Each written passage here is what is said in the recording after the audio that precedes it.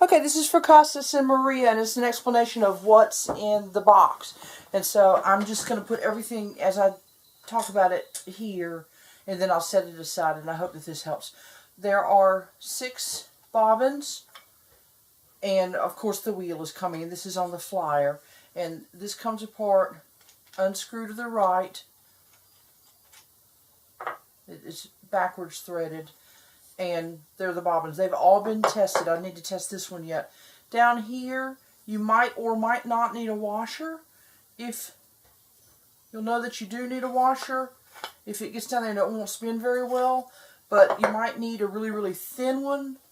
There's one that needs this one, okay? And I'm providing some other leather so that if you need to cut washers or whatever, the way that the bobbin has to be, what you're after, and this one I know needs this one, so done that.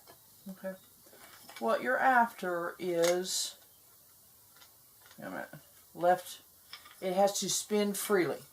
If it doesn't spin freely, it won't take the yarn on, and you don't think that it's your problem, and it's not. It's the problem with the bobbin, okay?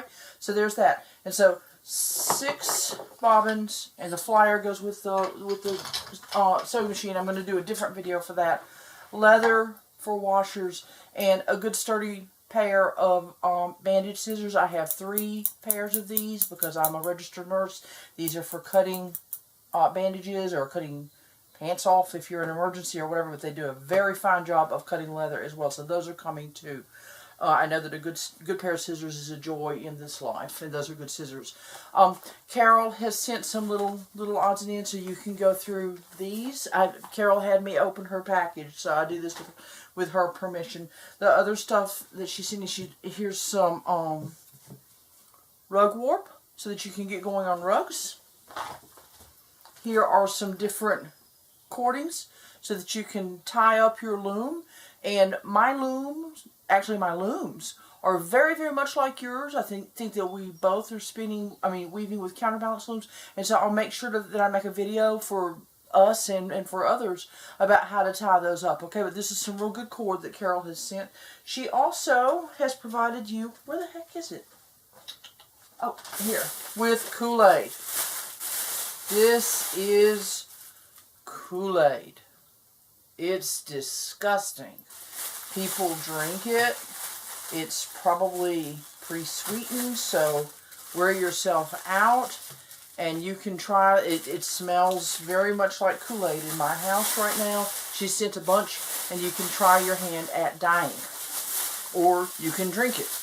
That is your business. And I shouldn't say it's disgusting. That's all a matter of choice. This is the plied yarn. I'm just throwing it in because this was part of a video that I made for you forever ago. Here is the orifice hook for your spinning wheel. That's to bring it out. I'll do a full demo on that, okay? This is your drop spindle. It's got a little bit of Kate Lowder's top. Top is, people will call it roving, but this isn't really truly roving. If you have roving, you'll get it long like this, but it's like if you took hair and combed it, and then you had it in long lengths like that, so all the hairs are going this way.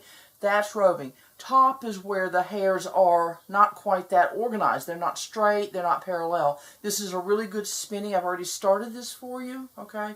So you're going to need to work on your spinning. The way that it goes on there is a half hitch there, choke. We will walk you through all of this, but this is American Black Walnut. Alan made this for y'all, and it's a really, really good drop spindle. I have a video about drop spindling already, so I'm not going to take the time right now. I'm scared that the battery on this camera is going to die. What else?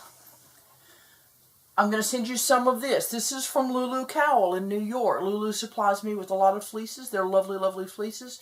And she has sent me some of these lovely dyed locks. And I know that you have wanted Maria and Kostas to play with some color, and so I thought that I would share. The only thing better than a gift is a gift that you share with somebody else, and so I'm going to send you some of this, and I'll find out from Lulu what sort of fiber it is. I don't remember. I think it's in the emails. This is more of Kate Lowder's top. I'm going to pack this around, okay, and so this gives you plenty to experiment with spinning, all right? This is naturally colored Corriedale that I have already fluffed with my hands, picked, okay? And I'm going to show in a separate, I'm going to make you a video about how to prepare wool and how to card. I'm a very old-fashioned spinner. There are people that are much, much better at other sorts of techniques than I am. I card or I comb and I spin, and I pretty much just do wool. So that, you know, this is the old-fashioned preparation, and this is naturally colored Corriedale, 2 different fleeces. One is quite long, quite a long staple. The staple is the length of the fiber. Okay, quite a long one there. And then this softer brown is a shorter staple. You might want to separate them out. It's pretty easy. The colors are obvious. They're kind of grayish, and then a dark reddish brown. So I'm going to pack that in so that you've got different kinds, because it feels very, very different from the top. This is mohair. One of your shawls with this. Look how curly and beautiful. Okay, it's fine, it's strong, it's silky. Look up different ways to prepare it. It can be just teased apart and spun, okay? And I used to, instead of that, what I used to do is when I was plying, let me find this little plied thing. When I was plying, not anything like this, okay, but something prettier, I would actually garnet this onto the outside so that you would get the curls, and then I would comb them so they'd have lots all the way down. I can't do it because I don't have enough hands, but it would have lots, and then I would knit that in and then pick out the curls so that they sat out like that. It's up to you. There are a million different ways to handle mohair. It's a luxury fiber. It's an absolute pleasure. So you're getting this bag, and I've got a bag just like it here, so we'll work on it together. This is from Lynn Crenshaw in Westcliff, Colorado. She gave me some, and I'm sharing with you. This is Mongolian cashmere, very soft, very fine. You will need, I will see if I can get Alan to make a little tiny supported spindle, but if not, you could, this is too heavy, and if you spin, wool's fine, okay, wool's tough, wool's long, but you can spin this, but what you want to do is you want to keep this down on the table and let it be supported. Okay, so look up supported spindle. When you're doing wool, it's drop spindle because it's hanging.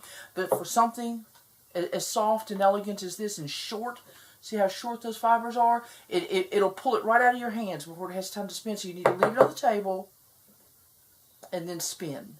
Okay, and work with it there without lifting it up. All right? So there is Mongolian cashmere. Lynn raises cashmere goats as well. But she gave me some of this. I don't have a lot of cashmere lounging around. And so this is what I'm sending to you of her gift to me. Now, speaking of being able to knit, I know, Maria, that you don't like to knit as much as you like to weave, but you are starting a fiber studio, and I have some stuff, and so this is coming to you. Here are some crochet threads that if you want to try your hand at lace, there is a number 10, which is your normal weight of crochet thread, like for blankets and coverlets and such. And then there's a finer one in a number 20. And I thought that these would just be fun for you to experiment with. Lace is fun, or you know, little edges or something like that. And it's in white, so you can dye it if you want to. It could be Kool-Aid lace.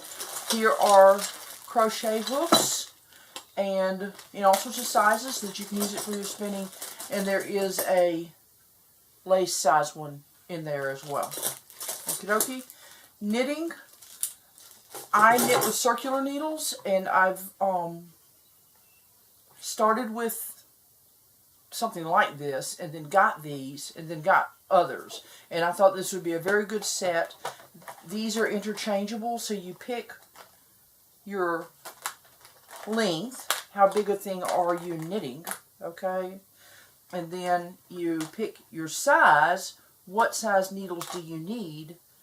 And they snap on, and they snap on.